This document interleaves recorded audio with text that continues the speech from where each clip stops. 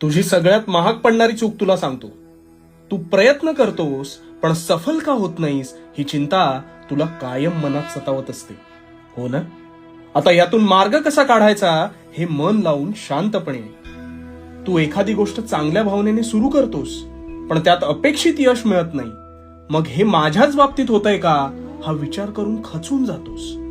मुळात तुला वाटतं की तू आज एखादी गोष्ट सुरू केलीस की अल्पावधीत तुला यश मिळेल.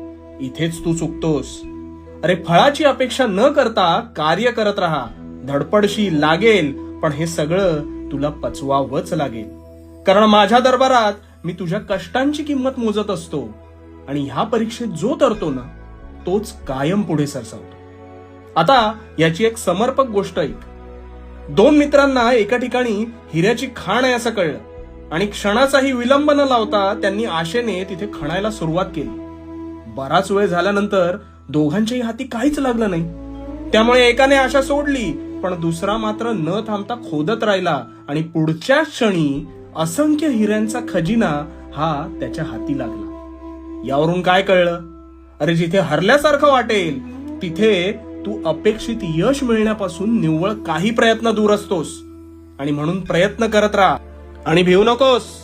मी तुझ्या पाठीशी आहे.